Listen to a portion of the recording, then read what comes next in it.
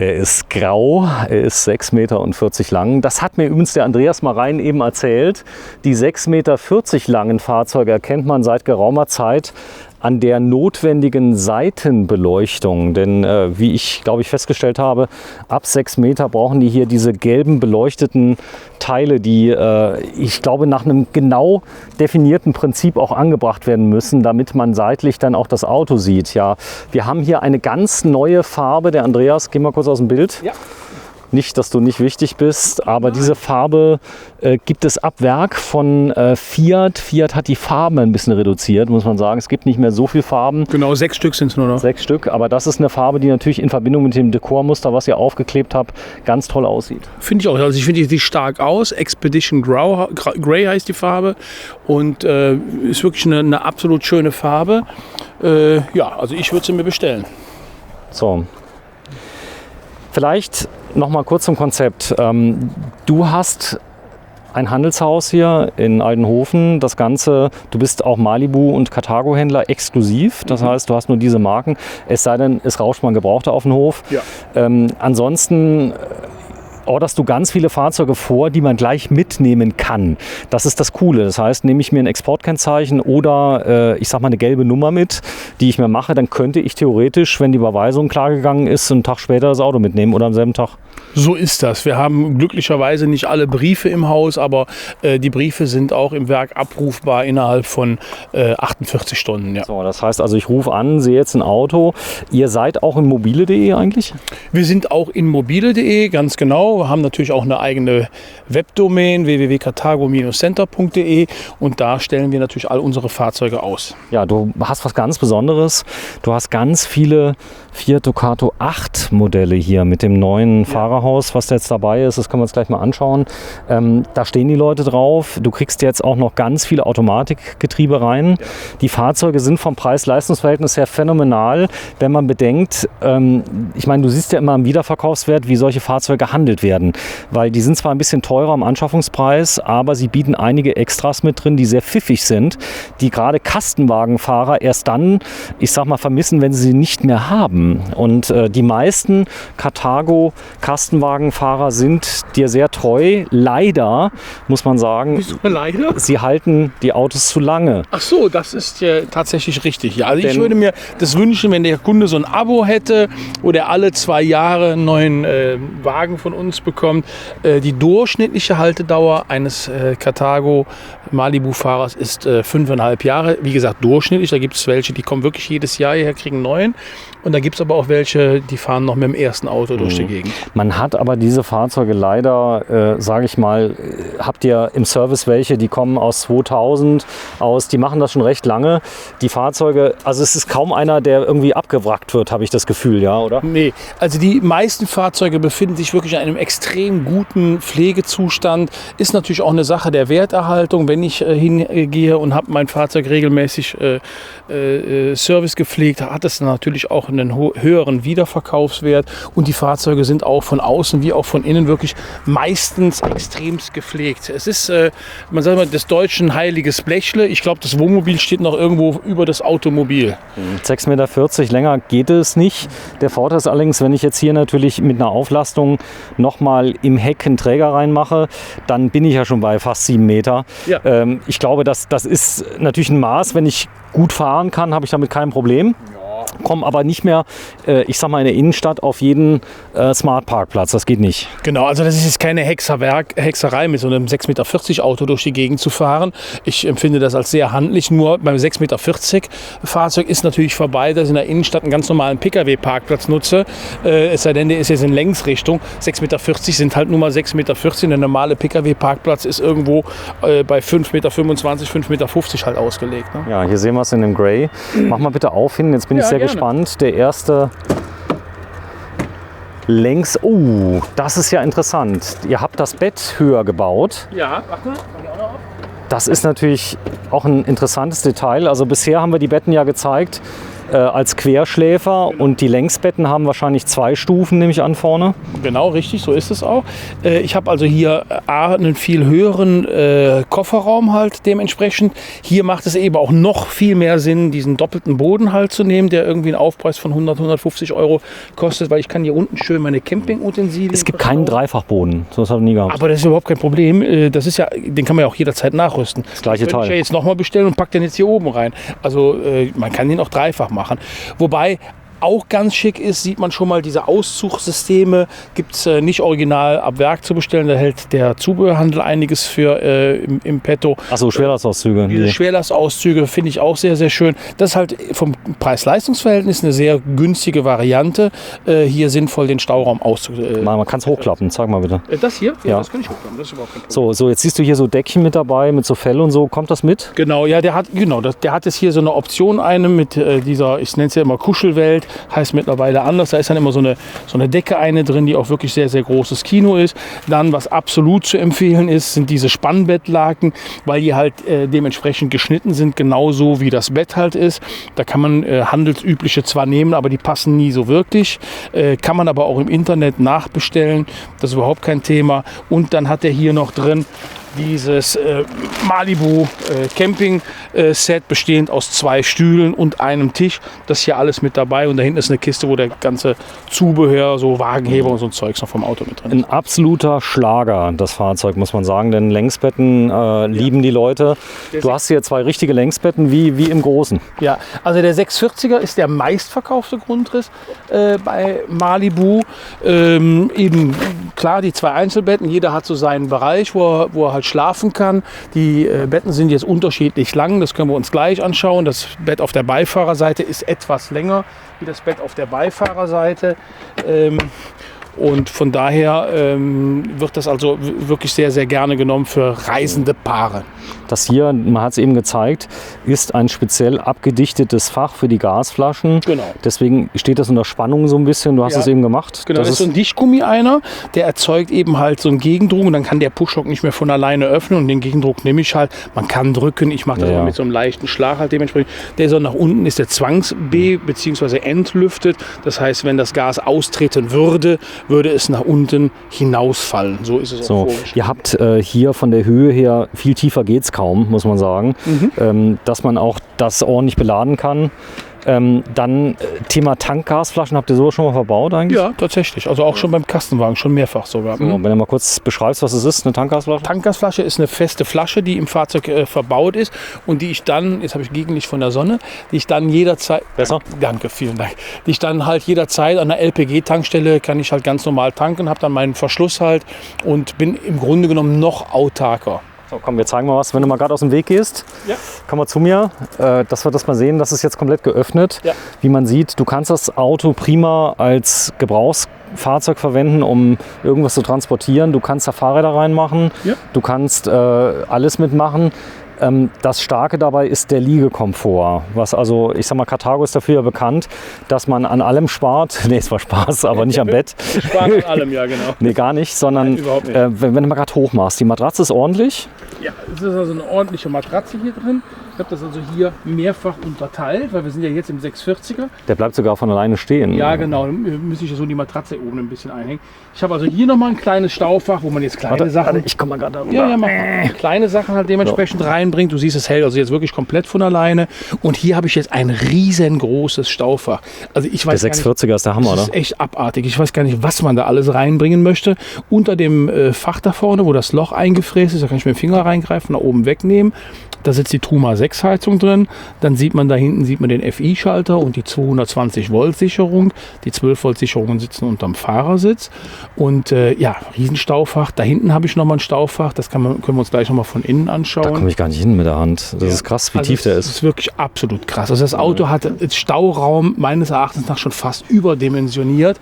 Aber das ist aber wichtig. Trotzdem schaffen es Leute, 6,40 Meter zu bauen und verbauen jeden Stauraum, den es irgendwie gibt. Da habe ich selber schon gesehen und gefilmt, muss ich sagen. Ja. Da ist auch eine Besonderheit. Zeig mal bitte den Tank, dass wir das mal sehen. Genau, achso, den Tank, pass auf, das macht man besser so. Ja. Genau, hier habe ich in der Seite den Frischwassertank stehen. Der hat 100 Liter und ist auch eben hier im beheizten Raum. Ist also auch durch die Isolation gegen Frost geschützt. Der kann überhaupt gar nicht einfrieren, weil halt eben da auch Heizungsrohre dran vorbeilaufen. Genau, wenn du mal kurz zeigst, das Holz mal von der Seite, hier sieht man es ganz gut. Die haben das ja nicht weggeworfen, sondern ausgeschnitten und dann da rein. Genau. Das Ganze ist wirklich mit speziellen CNC-Maschinen, Millimeter genau, ist die Verarbeitung. Habt ihr da irgendeinen Stress mit hier, dass ihr jedes Fahrzeug 10 Stunden nacharbeiten müsst? Nee, eigentlich jetzt überhaupt nicht. Es ist so, ist ja ein schwäbisches Unternehmen. Der Schwabe ist ja dafür bekannt, dass er das Geld ein bisschen zusammenhält. Und diesen Ausschnitt, den wir hier machen, da machen wir dann auch gleich diese Abdeckung für, dass man mal an den Abwassertank kommt. Macht ja auch Sinn an der Stelle. Und das ist die Matratze, Lattenrost ist drunter. Ich habe es ja eben schon gezeigt, die haben einen speziellen Zuschnitt, das hat einen Grund. Dann sind hier optional diese tollen Bullaugenfenster mit drin, die so Carthago-Style sind, so ein bisschen, geben dem Ganzen natürlich einen sehr wertigen Eindruck. So. Sieht man jetzt schon bei anderen, muss man sagen, aber ich glaube, ihr wart wirklich die Ersten, die das so verwendet haben, oder zumindest habe ich die so gesehen. Ja, also ich weiß, dass wir die schon seit 2015 verbauen. Diese Bullaugenfenster waren immer eine Option. Ich finde, sie sehen schön aus, absolut, von innen wie von außen. Ich finde, sie beim 600er machen sie richtig Sinn, weil ich ja quer schlafe und dann nochmal die Belüftung bekomme. So hat jetzt nur einer was davon, weil die sind auf der Fahrerseite nicht öffnbar, weil da der Kamin ja von der Heizung ist. Beim 640er macht diese Abdeckung hier hinten für das Heckbett auch nochmal richtig viel Sinn. Warum? Weil ich liege ja hier mit dem Kopfkissen etc. Und wenn ich jetzt das Verdunklungsrollo zu habe, kommt das Kissen so bis maximal hierher und es kann eben dann nicht dieses kann man rausnehmen. Also das Brett kannst du auch tatsächlich wegnehmen. Das geht theoretisch auch, aber das macht man nicht, das braucht man auch nicht. Das braucht man nur maximal, um hier unten an den Schließer zu kommen. Ne? So, also das geht. Machen wir bitte zu, dass wir gleich mal das Raumgefühl sehen. Hier zeige ich mal ein kleines Detail. Ja. Hier ist ein Luftausströmer, der natürlich in einen Bereich reinströmt, der auch gerne mal beheizt werden möchte. Genau. Dass du also nicht kalt irgendwie da am Fenster liegst. Ganz genau, das ist der Hintergrund. Die warme Luft strömt hier gegen diese Prallplatte an und verteilt sich dann hier gleichmäßig. Wie so ein Vorhang macht die hier so einen Warmluftvorhang, sodass die kalte Luft oder die Kälte von der Hecktüre, auch wenn sie isoliert ist, ist es eine Kältebrücke, dass die Kälte mir jetzt hier nicht ans Auto reinzieht. Schön. Mach mal zu, bitte. Zu, mal komplett, ja? Ja. Okay. Geht nur darum, wenn deine Tür offen ist, hast du oft das Raumgefühl, ist dann kaputt innen.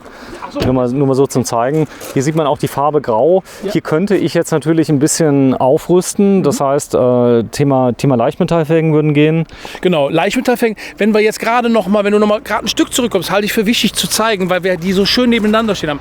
Wir haben hier einmal einen ganz normalen 640er und hier daneben haben wir einen 640er Charming, auch gleich mit dem Style-Paket. Du siehst, der hat eine andere Beklebung drauf, der hat das Alurad drauf und der hat vorne den lackierten Stoßfänger drauf. Ist der viel teuer? Ja, das Charming-Paket macht so ungefähr 1800 € aus, plus minus. Okay, da ist also hier die Weltkugel mit drauf. Da sind aber noch einige schicke Details. Allein die Felgen kosten bestimmt 800-900 €. Nee, sind so irgendwas um die 600, meine ich jetzt, ja. Allein die. Aber es ist innen drin, glaube ich, noch ein bisschen was anderes, oder? Innen drin ist noch mal ein bisschen was anderes. Können wir uns gleich mal anschauen. Nur weil die beiden Fahrzeuge gerade die sind baugleich ansonsten? So schön nebeneinander stehen. Ich weiß jetzt nicht, was, also Grundriss ist 640er. Ich weiß nicht, was innen drin sich versteckt. Komm, wir schauen mal, wie der heißt. Der heißt das ist Malibu 640 LE Komfort. Ganz genau. Ich guck mal auf den Preis, 63.719. Genau, und der hat jetzt Sherry Style drin als Stilwelt. Und wir können mal gerade, ich gehe mal nebenan. Das ist jetzt ein 3,5 Tonner, das heißt 500 Kilo Zuladung. Ganz genau. Das sind 3,5 Tonner, weil kein Hybrid-Aufstelldach, sonst wird er garantiert als Heavy-Chassis hier stehen. Das Auto geht auch noch sehr, sehr gut als Light-Chassis. Das ist überhaupt kein Problem. Also Vorteil brauchen wir ja kaum zu erwähnen. In Österreich brauchst du nur einen Pickerl, in der Schweiz brauchst du nur einen Pickerl. Das hat nichts mit Überholverbot zu tun. Du kannst Vollgas fahren, auch wenn man das nicht macht mit dem Reisemobil. Hast du gewusst, dass in Frankreich das Überholverbotszeichen für LKWs nur für LKWs gilt, nicht für Wohnmobile? Nee, das habe ich nicht gewusst. Ich bin gerade durch Frankreich gefahren. Ja. Da gibt es so eine Strecke Richtung Schweiz, wo du 80, egal wie schwer es ist. Sobald es ein Wohnmobil ist, gilt es nicht. Ach nee, das habe ich nicht gewusst. Habe ich nochmal nachgelesen, 3-mal, weil es in jedem Land ja anders ist. Okay. Also das wünscht man sich ja in Deutschland, oder? Ja, ich wünsche, das kommt, ja. Sag mal, du weißt irgendwas, Thema B-Führerscheine und 4,25 Tonnen, du bist da gut informiert. Ist da was dran? Also ich habe jetzt keinen neuen Kenntnisstand mehr. Die letzte Information, die ich habe, die ist so 6 oder 8 Wochen. Ja, man ist ja daran und diskutiert gerade, dass man diese 3,5 Tonnen Klasse für den B-Führerschein ein bisschen aufweichen möchte. Auf 4,25 sind im Gespräch, was für mich ja auch Sinn macht. Ich vermute aber mal, da werden auch noch einige Bedingungen dran geknüpft. Also dass es jetzt generell heißt, aus 3,5 werden 4,25 Tonnen und jetzt fahrt los. So einfach ist nicht. Das wird nicht so sein. Ich glaube, es wird nur für die Fahrzeuge sein, die dementsprechende, ich sag mal, alternative Antriebstechniken haben. Die sehe ich zwar im Moment noch nicht im Reisemobil, aber ich nenne jetzt mal beispielsweise das Thema Hybridtechnologie. Alleine wenn ich so ein Auto jetzt als Hybrid ausstatten würde, diese Batterie, alles. Akkus sind nun mal schweineschwer. Ich fahre ja selber privat ein Elektrofahrzeug und das wiegt, wir reden von einem Pkw, 2,6 Tonnen, ist natürlich ein Vollelektro. Das ist schon Wahnsinn. Und ich sehe diese Technik noch lange nicht im Reisemobil. Bestenfalls Hybridtechnologie. Aber als Plug-in-Hybrid oder reiner Hybrid. Ich denke mal, so etwas in der Art. Das würde ich mir im Moment vorstellen können. Eine wirkliche Alternative zu der Dieselantriebstechnologie, die jetzt hier gerade drin ist, sehe ich nicht. Man braucht das ganze Thema auch nicht diskutieren. Elektrotechnik rauf oder runter. Das ist keine Entscheidung, wo ich sage, ich stehe hinter Elektrowagen fahren, überhaupt nicht. Aber ich fahre trotzdem ein. Das ist einfach eine politische Entscheidung. Da kann man sich gegen wehren und auch 3 Stunden lang diskutieren. Ich bin auch der Einzige, der bei uns in der Familie das Thema gut findet oder der elektrisch fährt. Das ist einfach eine Entscheidung der Andreas, Politik. Da kommen wir nicht dran vorbei. Du hättest wirklich in die Politik gehen müssen. Nee, ja. ja, Du hast nämlich jetzt gesagt, hey, ich finde das ganz gut, aber ihr könnt denken, was ihr wollt. Ja, genau, du solltest Politiker werden. Ja, ist so. Fangen wir mal an bei der Politik. Ja. Wenn hier politische Debatten in einer Familie unterwegs sind, ist oft eine Frau mit dran beteiligt, denn die hat letztendlich in der Familie das Sagen. Ja, Zumindest ist es bei uns so. Das ist bei uns genauso. Happy Wife, Happy Life. Ich werde einen Teufel tun und sagen, nee, ist nicht so. Nochmal, wie war der Spruch? Happy Wife, Happy Life. Ich werde einen Teufel tun und was anderes. Das heißt, du musst eigentlich als Mann geboren werden, als Diplompsychologe, damit du überhaupt in der Beziehung irgendwas kriegst. Ja, wie geht man denn als Mann vor, wenn ich das Thema Camping cool finde, mit Längsbetten, sehe jetzt hier so ein Video, zerre meine Frau vor YouTube, vor German Television und sage, guck dir jetzt mal 100 Videos an mit mir zusammen und die will aber nicht campen. Also das soll es ja tatsächlich geben, dass tatsächlich in einer Familie, ich sag mal, der eine etwas ganz toll findet, jetzt beispielsweise das Thema Reisemobil und der andere sagt, nee, das ist nicht mein Ding. Das ist natürlich eine Entscheidung, da müssen beide an einem Strang Guck mal gerade hier durch die Kamera. Ich wollte dir nur sagen, dann sollen sie doch bitte mal bei 17 Minuten und 6 Sekunden Halt machen und mal hier durchgucken. Wenn du jetzt, nenn mir mal einen Stellplatz, den du geil findest. Sagen wir mal Sexten für den Winter jetzt. Sexten wird wie geschrieben? Sexten. Sexten liegt wo? In welchem Land? In Italien, in Südtirol, in der Nähe von Bozen. So, wenn du da jetzt rausgucken würdest, würdest du nicht das Rapsfeld deines Nachbarn sehen, sondern was? Ich würde auf die 3 Zinnen schauen. Was sind 3 Zinnen? Das ist eine Bergformation, die man von dort aus sehen könnte, wenn man denn rückwärts eingepackt hätte. Was kann ich denn abends machen in Sexten? Kann ich in die Sauna gehen? Ja, Sexten ist ja dafür bekannt, wobei ich war selber schon Jahre nicht mehr da, muss ich gestehen, ist dafür bekannt, einer der schönsten Campingplätze, zumindest im Winter, einer der schönsten Wintercampingplätze zu sein, weil halt unendlich schöne Sparlandschaft halt dort ist. Ein Spar. Nicht Spar von Sparen, sondern Spar von Wellness etc. Wellness. Okay. Ganz genau, also mit Schwimmbad, mit Saunen, mit Massagen und alles, was das Herz so begehrt, wenn man es sich gut gehen lassen möchte im Winter. Da ist Sexten schon ganz weit vorne. So, ich bin jetzt deine Ehefrau. Wir spielen jetzt mal ein kleines Spiel. Doch. Warte, ich mache mal die Stimme ein bisschen höher. Andreas, Ja, Sven. ich bin gerade erst aufgestanden. Könntest du mir einen Kaffee bitte bringen? Ja, und genau so läuft das. Also für die Männer, die jetzt ihre Frau abholen wollen, ist es tatsächlich so, im Reisemobil ist es so, ich mache morgens das Frühstück. Meine Frau, entweder bleibt sie tatsächlich noch liegen. Meistens ist es so, dass ich einen Kaffee ans Bett bringe. Meine Damen, das ist tatsächlich so. Ich mache sowas. Meine Frau kann es bestätigen in den Kommentaren. Den Kaffee ans Bett bringe und anschließend mache ich das gesamte Frühstück. Sie duscht und macht sich fertig. dann frühstücken wir in Ruhe zusammen und anschließend räumt sie nur den Tisch auf und ich mache die Dusche und so verbringen wir, ich sag mal, das Frühstück. Kochen tun wir auch sehr gerne zusammen im Wohnmobil. Das machen wir auch tatsächlich nur im Wohnmobil, dass wir zusammen kochen oder wir gehen halt essen. Also ich denke mal, es ist für viele Frauen tatsächlich ein Handicap, dass die halt einfach sagen, nee, ich mag jetzt nicht auch noch im Urlaub kochen, spülen, machen, tun. Ich glaube, da machen die Männer die meisten Fehler. Ja, genau. Die versuchen dann so oft, aus dem Aldi die Nudeln mitzubringen, Vergiss die Tomatensoße. Geht mit den Frauen essen. Geht mit den Frauen essen, gönnt euren Frauen auch ein wenig Urlaub. Ich möchte jetzt nicht sagen, dass der Sven und ich die Weisheit mit Schaumlöffel gefressen haben, aber wir haben campingaffine Frauen. Und ich habe jetzt aber wohl bei meiner Frau jetzt nicht so viel Überzeugungsarbeit leisten können, aber ich halte das tatsächlich bei und es macht auch Spaß, das ist für mich absolut okay. Okay, also Thema Überfüllung von Campingplätzen können wir uns ja mal unterhalten, währenddessen wir diesen phänomenalen Kleiderschrank zeigen. Bleib du mal da sitzen. Ja, ich bleib mal da sitzen. Wir machen gleich noch einen Kleiderschrank. Ich habe hier wirklich Schrank. Hallo? Genau, jetzt geht's auch. Ja, jetzt schon gut. Ich habe hier wirklich Schrank wie in den großen Karthago-Modellen. Das heißt also unter dem Längs-Einzelbett auf der Beifahrerseite habe ich hier nochmal einen riesengroßen Kleiderschrank. Stell dich mal gerade daneben. Ich kann mich da reinstellen. Wenn du kannst ja reinstellen. Hier, also ich kann jetzt nicht im Schrank stehen, aber... Der ist so groß, dass du da fast einen Hund reinlegen kannst. Das ist so. Tatsächlich so, ja. Ich habe eine Kundin, für die haben wir die Türe hier ausgebaut. Die hat hier in der Ecke, ihre Hundeecke so halb in der Höhe, dass der Hund da reingeht und hat da seinen... Das ist, ich glaube, ganz vielen Leuten wichtig, 6,40 Meter. Schaut euch die 6 Meter Videos an, da ist der Kleiderschrank viel kleiner. Ja, ganz genau. Ich habe, wie gesagt, noch verteilt auf mehrere. Da dieses Riesenstaufach und hier kann ich dann auch nochmal von innen gleich in den Kofferraum reingreifen. Da könnte man auch Kleider hinhängen. Theoretisch ja. Macht aber keiner. Nee, das brauchst du gar nicht bei dem Auto. Das ist so, also so viel Kleider nimmt kein Mensch mit in den Urlaub. Ich gehe mal kurz rüber mit meinem Poppes und gebe mal die andere Seite frei. Genau. Dass wir mal sehen, das ist nämlich jetzt kein geteiltes. Nee, hier mache ich alles hoch. Hier haben wir nochmal diese Stauraumkiste, wo wir eben drüber gesprochen haben, die so unendlich groß ist mit der Heizung. Die stehen bleibt, stimmt's? Ich kann das jetzt, warte mal, normalerweise kann ich es loslassen. Jetzt hält es gerade nicht, egal.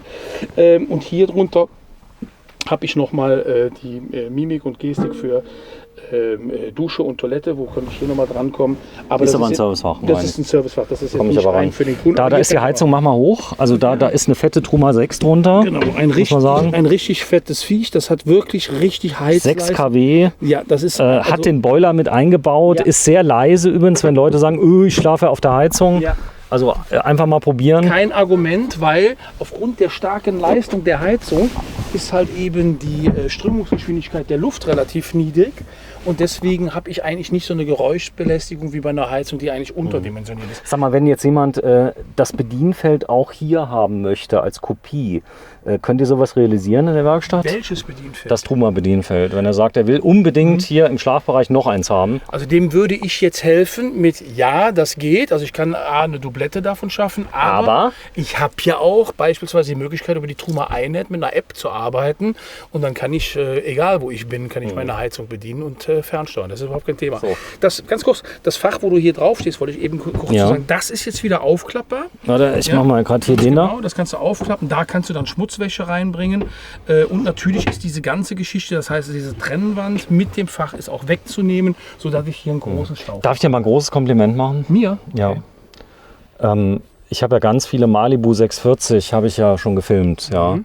Ich habe noch nie so viele Details gesehen, also die man wirklich, wo wir auch miteinander diskutieren und sagen, was kann man denn eigentlich damit machen? Das ist ja oft so eine Geschichte, wo Leute dann so ein Auto kaufen, dann sehen die das Fach und so weiter. Also viele erkennen sich da ja wieder, was sie da reinmachen. Mit dem Hund zum Beispiel, was im Kleiderschrank drin und so. Das sind ja viele alternative Anwendungsmöglichkeiten. Ihr habt 2 Schreiner. Das heißt, wenn einer sagt, bedient das jetzt ein bisschen und sagt, ich hätte gern das und das noch eingebaut, ruhig mal mit den, ich sag mal, Ideen auf euch zukommen. Was mache ich denn, wenn ihr das Fahrzeug umbaut und das steht bei euch in der Werkstatt? Habt ihr auch Hotels hier oder wie läuft das? Also es gibt hier in Altenhofen gibt es auch Hotels, aber von nennenswerten Hotels sprechen wir dann Jülich oder halt Aachen. Gibt es hier in greifbarer Nähe, aber die meisten Kunden fahren ja schon Reisemobil, die bei uns sich für ein Reisemobil entscheiden. Die können auch mit dem Reisemobil hierher kommen und hier bei uns auf dem Handelsplatz übernachten. Hier gibt es auch Stellplätze. Aber wenn das jetzt gerade in der Werkstatt steht? Das Reisemobil, ja dann geht es ab ins Hotel Ab ins rein. Hotel. Das ist überhaupt kein Problem. Leihwagen habt ihr auch? Wir haben Leihwagen, wir haben 2 vollelektrische Hyundai Ioniqs hier, die der Kunde bei uns bekommt, wenn er das möchte, für 35 € am Tag inklusive Strom für 150 Kilometer. Boah, das ist günstig. Komm, mach mal auf oben. Ja. Dafür kann man ihn zumindest nicht refinanzieren, weil du wirst ihn ja nicht jeden Tag vermieten. Das ist so. Nee, der steht auch manchmal. Das ist halt so. Das ist also schon eine relativ gute Sache, die der Kunde auch gerne annimmt. Da braucht man nicht den ganzen Tag hier Ablagen? rumzuhängen. Hier hast du noch Ablagen, da kannst du Handys halt dementsprechend hinlegen. Das kann man halt eben nochmal hier als Verdunklungsrollo, ist das gearbeitet mit Fliegengitter. Ich sehe hier gerade eine Geschichte, der hat da hinten das Fenster zum Öffnen. Das sehe ich jetzt tatsächlich erstmal. Der hat einen Schalter dran. Okay. Da geht die aus, die Heizung, wenn du da aufmachst. Habe ich schon mal gesehen. Also weil die nämlich über dem Heizungsauslass drauf sind. Ja, deswegen. Normalerweise ist es eben nicht zum Öffnen. Das wäre jetzt tatsächlich etwas, was ich noch nicht gesehen habe. Das wäre für mich jetzt neu. Aber wir gucken mal, ob die anderen das auch haben. So, da sind 2 Fenster zum Öffnen mit drin. Ja. Also mich hast du schon überzeugt, jetzt kommt es aber noch besser. Der Kühlschrank ist hochgebaut, was vielen Leuten mit Rückenproblemen natürlich das Leben stark erleichtert. Ja. Auf einer Höhe, wo ich mich nicht bücken muss dauernd, weil so ein Kühlschrank ist ja doch am Tag oft in Verwendung. Ganz genau, also das ist jetzt hier der Absorberkühlschrank, den kann ich jetzt hier als öffnen, habe auch noch mal einen Gefrierfach. Genau, wenn du den mal komplett aufmachst, sagen wir so nett. Der geht nämlich so weit auf, dass ich vom Bett aus auch an die Sachen rankomme. Ja. Ja, praktisch auch. Ja, praktisch auch. Gefrierfach könnte ich theoretisch auch rausnehmen. Über diese 2 Schnapper hier kann ich das rausnehmen, erweitere damit nochmal die Heizleistung. Jetzt kommt's. Dieser Kleiderschrank hier ist zusätzlich nochmal mit... Ja, zusätzlich zu dem Kleiderschrank, den wir eben gesehen haben. Ich habe also hier wirklich Staufläche ohne Ende. Habe hier die Multifunktionsschubladen nochmal, wo ich jetzt Strümpfe, Unterwäsche oder sowas einbringen kann. Und wenn ich jetzt hier noch in der Dusche stehe, bin schon fertig, habe mich abgetrocknet, alles, kann ich die Sachen hier wegnehmen und kann mich sofort anziehen. Also es ist wirklich ideal gelöst bis ins letzte Detail. Toll. Mach mal zu, pass mal auf. Das ist ein Absorberkühlschrank. Genau. Das Besondere dabei ist sehr leise. Sehr leise, ist natürlich ein AES-Kühlschrank, der alle 3 Energiequellen kann. 220 Volt, 12 Volt und Gas. Sucht sich die Energiequelle selber, weil er automatisch sich das aussuchen kann. Oder auch manuell, wenn man das möchte. Halt, ne? Sehr schön. So, jetzt kommt's. Das ist das nagelneue XL. Das Bad, ja. Das ist also nicht nur das kleine, das ist die XL-Version des FlexiBad 1000. Genau. Wer es kennt, es steht im Deutschen Museum für zeitgenössische Kunst. Nee? Okay, ja, wüsste ich jetzt nicht. Ja, doch, 2045. Ja, so, ja, das kann natürlich sein mit einer Statue von Karl-Heinz Schuller. Ne?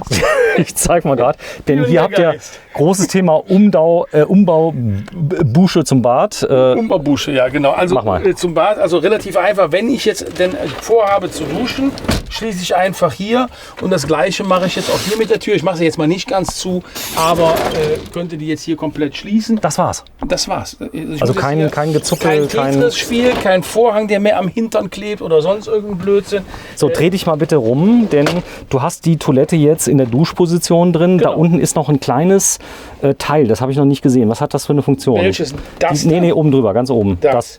Ja, das ist dafür gedacht, dass wenn ich jetzt hier dusche, kann ich das auch noch mal runterklappen. Ach, dass nichts aufs Klo damit spritzt. das Wasser nicht aufs Klo kommt, sondern hier drauf läuft und dann darüber abprallt und hier runter abtropft. Ich dachte, das wäre das Wickelpodest. Nee, das ist jetzt nicht so. Ich weiß jetzt nicht, ich habe noch nicht im 22er geduscht, muss ich gestehen. Ich weiß nicht, ob man es braucht. Es ist auf jeden Fall da. Wenn man es braucht, wir hätten eins. Also, ich zeige mal gerade, du bist jetzt 1,82 Meter.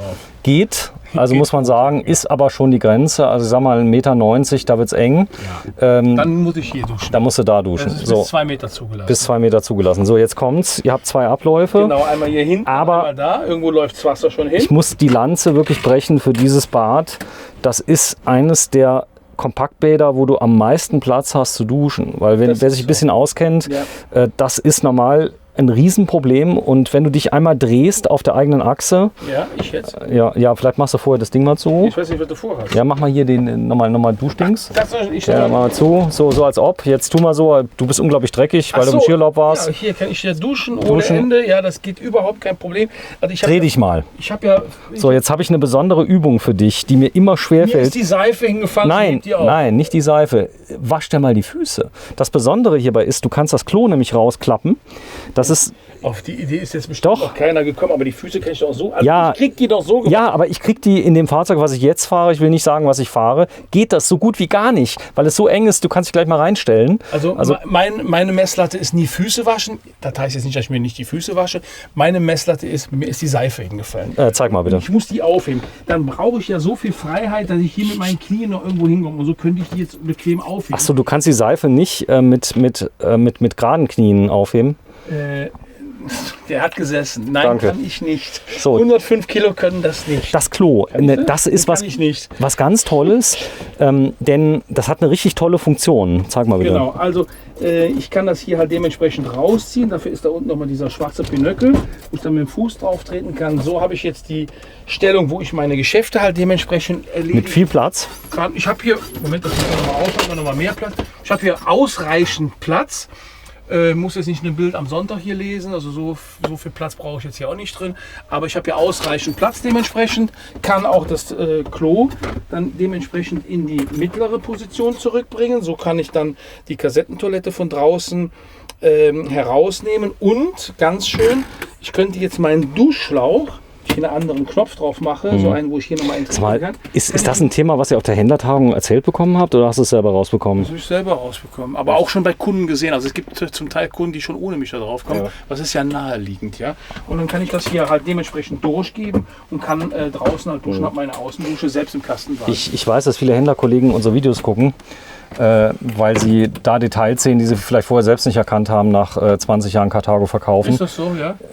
Ja, habe ich schon oft gehört, als Schulungsvideo und so weiter. Ach Quatsch. Doch. Gucken die sich unsere Videos Ja, an? warum nicht? Wenn jetzt ein neuer kommt, heißt es dann immer, guck dir mal das Video vom Andreas an.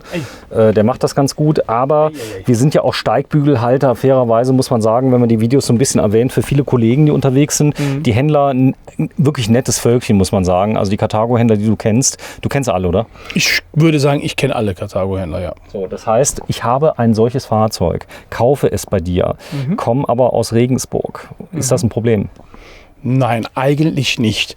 Man sagt zwar immer, dass die Händlerschaft schon schaut, dass die Kunden, die bei ihnen gekauft haben, dann schon, ich sag mal, ja, ihre Kunden schon etwas bevorzugt behandelt. Das ist so ein Argument, was ja so durch die Branche durchgeht, kann ich aber nicht feststellen. Ich erlebe also wirklich fast tagtäglich, dass Händlerkollegen auch Fahrzeuge von uns in der Pflege haben. Umgekehrt. Und wenn wir jetzt gerade bei mir gerade in den Service gehen, wir können so jetzt rüberlaufen, kann ich jetzt so zeigen. Mache ich jetzt auch gerade mal Werbung für einen Kollegen, da steht ein Beispiel, ein Fahrzeug, das ist von Wilhelmsen Caravaning ich glaube Översee, das ist an der dänischen Grenze gekauft worden. Der steht jetzt hier bei uns und lässt bei uns nochmal Wartung machen und Zubehör anbauen. Ich verdiene ja auch an der Wartung, verdiene ich ja auch Geld. Achso, da gibt es doch Pauschalen, die du abrechnen kannst, Ja. der Garantie. Ja, also das zum einen und an dem Zubehör, wenn ich das verbaue, das ist ja auch eine Werkstattauslastung und auch Service Center ist heutzutage ein Profit Center, das muss man einfach mal so sehen. Und ich kann nur jedem Händlerkollegen ganz wärmend ans Herz legen, es wird eine Zeit kommen, wo der Markt nicht mehr so boomt wie jetzt und dann wird der Service ein ganz entscheidendes wirtschaftliches Standbein für jeden Handelsbetrieb werden. Deswegen setzen wir ganz stark für die Zukunftsplanung auch auf Service. Setz dich mal da rein. Wo rein? Ja, dass man mal sieht. Also, Ja, warte. das kann man verstellen. Ja, das kannst du verstellen. Ich sitze hier sehr bequem. Fand ich gut, den Vortrag, denn das große Thema ist ja Service. Ich kaufe jetzt ein Auto, bin weit weg und so weiter. Jetzt ist mal eine Kleinigkeit und so. Viele Freunde des Reisemobils, die ein bisschen handwerklich begabt sind, können sich oft selber helfen. Oft sind es Kleinigkeiten, oder? Ja, also ich sag mal, zwei völlig linke Hände sollte man echt nicht haben, wenn man mit dem Reisemobil unterwegs ist. Aber auch wenn man sich jetzt mit einem Boot anlacht und sich ein Boot kauft, sollte man auch nicht zwei linke Hände haben. Man sollte sich selber helfen können. Und oftmals lese ich Dinge, ich bin ja auch in den Foren unterwegs, meistens als Mitleser. Ich versuche mich da selber immer zurückzuhalten. Da werden da Fragen gestellt, wo ich sage, Mensch, steht in der Bedienungsanleitung.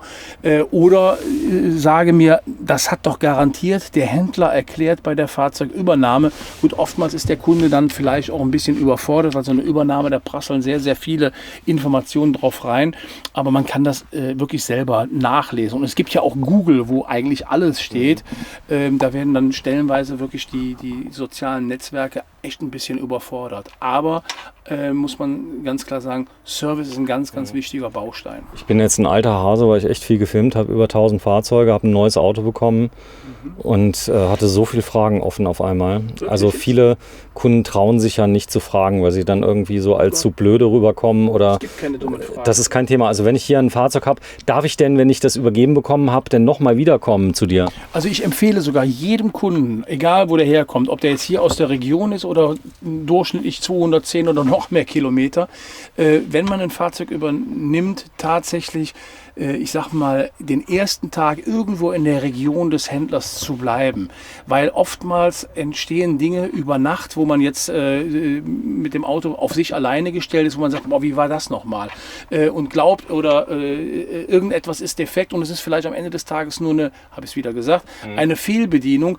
Da ist man schnell nochmal zum Händler, also jetzt bei uns wird es so gemacht, zurückgefahren und dann erklären wir auch nochmal. Das ist überhaupt kein Problem. Es ist nur eine Empfehlung, weil ich finde es viel, viel besser, wenn der Kunde von hier wegfährt und fährt irgendwann mal nach Hause, egal wo er her ist, dass er da, wenn er da ankommt, das Fahrzeug wirklich beherrscht und nicht noch mal stundenlang in Bedienungsanleitungen rumliegt. Bei uns dauert eine Fahrzeugauslieferung immer 3 Stunden plus. Wir nehmen uns extrem viel Zeit, wirklich jedes Detail im Fahrzeug zu zeigen. Wir machen Tutorials, Übergabetutorials, die wir den Kunden Was für Dinge? Übergabetutorials, Was? Bedienungsanleitungen in Video, die wir den Kunden zuschicken. Was war das ein Wort, was du gesagt hast? Tutorial. Tutorial. Ja, genau. Ist es Neudeutsch? Oder? Ich weiß es nicht, das nennt man doch so, oder? Ist das nicht krass, wie viele englische Wörter hier Einzug halten? Das sagst du doch gerade, du bist doch halb Amerikaner. Ja, aber Tutorial ist jetzt eine Sache, aber ich bin jetzt zum Beispiel, keine Ahnung, ich bin jetzt 73, was ja im Campingalter 73 bist du. Nein, ich bin 53, aber wenn ich jetzt 73 wäre, bin vielleicht nicht so mit dem Das Englischen wissen groß geworden. Glaub es mir. Das wissen die. Und also wirklich ernsthaft jetzt, nicht hier um schön Kind zu machen, unterschätze nicht unsere Kunden, die 70 plus sind. Ich wollte doch gerade sagen, als 73-Jähriger bin ich ja noch jung. Die sind so technikaffin, das ist unglaublich. Je nachdem, was wir im Post machen, die sind wirklich die schnellsten in der Reaktion. Das ist unglaublich. Wie die Videos gedreht in Bern, das müsst ihr gucken, auf dem Stand von, was war's? Challenger. Ja. Der Verkäufer war 81. Das ist Und schon klasse. der war so klasse. Ja. Ich stand da und der hat mir das so geil erklärt. Also jetzt echt, das meine ich wirklich ernst. Da spielt jetzt Instagram oder so, spielt jetzt nicht so eine große Rolle oder TikTok oder so. TikTok. Da ist wirklich jetzt Facebook und YouTube, da sind die so affin drin und ziehen sich ihre Informationen daraus. Das ist nicht zu unterschätzen. Also, das heißt, ich habe Service hier. Habt ihr eine Hotline? Wenn ich irgendwo stehe, es geht nichts mehr. Das kenne ich zum Beispiel bei Morello, da kannst du anrufen Tag und Nacht. Meistens geht einer ran. Ja. Muss man sagen, ist aufs Handy umgeleitet. Habt ihr sowas? Ja, also wir haben so etwas, aber auch Carthago hat so etwas, auch zu den Feiertagen. Jetzt steht ja wieder die Weihnachtszeit vor der Tür, wo auch viele Wohnmobile auch in der Winterzeit zu Weihnachten und Silvester halt genutzt werden und die meisten Händler und Handelsplätze haben halt geschlossen. Wir blenden extra zur Weihnachtszeit auch für die ganzen Zusatzkomponenten, wie jetzt Alde, Truma, Dometic, die ganzen Notfallnummern ein, Fiat etc., damit der Kunde auch wirklich, wenn er irgendwo am Urlaubsort ist, der macht ja keinen Urlaub in Altenhofen, der macht ja Urlaub irgendwo, damit man ihm da vor Ort Man muss aber sagen, das sind Seelsorger, helfen können die auch nicht, aber die helfen dir zumindest mal über die harte Zeit der fehlenden Heizung im Winterurlaub zurechtzukommen, oder helfen die auch? Ja, die helfen auch. Also ich weiß, dass Truma und Alde definitiv auch Servicefahrzeuge haben, die in den Ballungsgebieten auch tatsächlich unterwegs sind. Also der Campingplatz, wo wir im Winter unseren Urlaub verbringen, ich sage jetzt bitte nicht wo, da ist tatsächlich Truma fest vor Ort. Ja, viele haben eine Klimaanlage verbaut, die kann man hier nachrüsten, das geht. Der Vorteil ist, du hast eine alternative Heizmöglichkeit, je nach Klimaanlage sogar mit Wärmepumpe. Wenn du eine mit Wenn eine Pumpe hast du dann, also das ist eine prima Sache. Also da entstehen viele Fragen. Du würdest aber Leuten sagen, ruhig mal diesen Schritt mal zu machen, weil ich weiß noch, als ich das erste Reisemobil hatte, ich bin vom Hof gefahren ich bin mit 8 km/h vom Hof gefahren, bin denn natürlich, das war damals in Erding, der Mann ist leider gestorben, der war Concorde-Händler und ist wirklich gestorben. Hermann hieß der, glaube ich.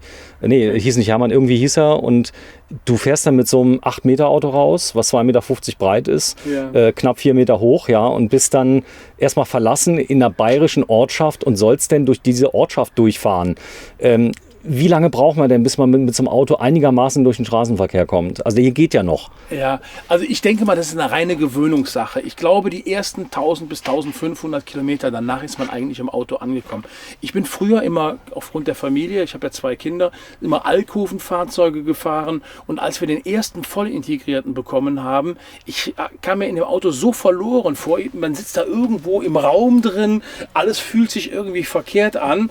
Das war, also ich habe den damals in Aulendorf tatsächlich übernommen, da war ich noch kein Karthago-Händler und als ich zu Hause angekommen bin, war es eigentlich schon mein Auto. Aber die ersten Kilometer, gerade da oben in Aulendorf, das sind ja nicht die super Highways oder so, das ist ja wirklich sehr, sehr ländlich, das war schon gewöhnungsbedürftig. Dann auf einmal mit so einem relativ großen Auto mitten im Raum sitzend, da durchs Allgäu zu fahren. Also ich hatte eher ein unsicheres Gefühl. Das ist aber weg. Heute könnte ich es mir anders nicht mehr vorstellen. Wenn ich heute in einem Alkoven-Fahrzeug sitze, komme ich mir irgendwie eingesperrt vor, weil alles über einem so, ja, ich sag mal, jetzt erdrückend wirkt an der Stelle. Für mich jetzt. Sehr schön.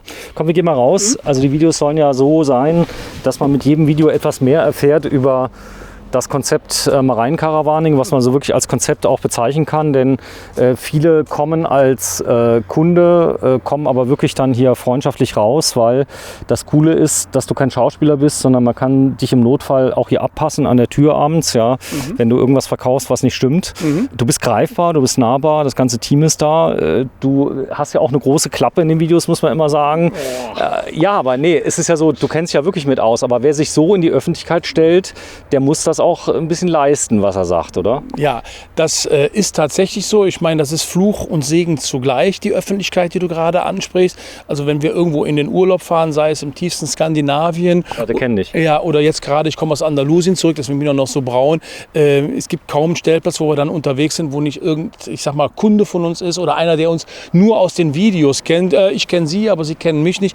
Ich freue mich da total drüber, weil ich sag mal, da habe ich auch viel für gemacht. Aber an der Stelle ist man natürlich dann auch ein Stück weit privat. Aber bis jetzt können die Leute da wirklich sehr, sehr gut mit umgehen. Ich finde es toll. Ich meine, aber wenn du jetzt sagst, der Service ist gut, du erweiterst den Service gerade für teuer Geld, dass du auch da mit deinem Namen für gerade stehst. Der Laden heißt ja auch Marin. Der Laden heißt Marin-Caravaning und das ist so und das bleibt auch so. Und wir stehen da auch natürlich, da gab es mal jemanden, der hat Kindernahrung hergestellt. Dafür stehe Hip, genau. So. Dafür stehe ich mit meinem Namen und das soll auch dann so sein. Ja. Der Klaus. So, ich zeig's mal gerade, hier vorne steht er. Das ist er, 6,40 Meter. Also du hast mich wirklich überzeugt. Was mich am meisten begeistert, ist der Kleiderschrank. Denn, nee, kein Witz, weil die meisten Kastenwagen haben keine Kleiderschränke oder haben die an der falschen Stelle. Du hast gleich, muss man durchzählen, 3. Also wenn du so möchtest, hast du 3 Kleiderschränke. Also 3 Kleiderschränke, das ist der Hammer. Toll ist der neue Fiat Ducato 8 und was total klasse ist, dass du wirklich alles hier anfassen kannst, probieren kannst, am besten einen Termin machen. In welchem Ort sind wir? Wir sind hier in Aldenhoven, Ortsteil Dürr-Boslar, aber Aldenhoven reicht. Direkt an der A44, Autobahnabfahrt Aldenhoven. Wir sind hier nur gerade 800 Meter von der Autobahnabfahrt entfernt. Und wir sind hier über die B56 erreichbar, haben sehr, sehr viel Parkmöglichkeit für Pkw und Reisemobil. Im Internet findet man unter www.karthago-center.de oder bei Facebook unter Marin-Caravaning. Sehr schön. Ja, vielen Dank fürs Einschalten. 8. November 2021 und alle Fahrzeuge, die ihr seht, sind sofort käuflich erhältlich, wenn man denn das nötige Kleingeld hat von 63.719 €. Ich wage gar nicht zu rechnen, was das in D-Mark mal war, aber du auch nicht, oder? Das tun wir besser nicht. Meine Mutter hat früher immer gesagt, Jung, jede Bank hat Geld. Danke, tschüss, jede Bank. Ich kann den Dialekt nicht, ich gebe es auf. Ciao.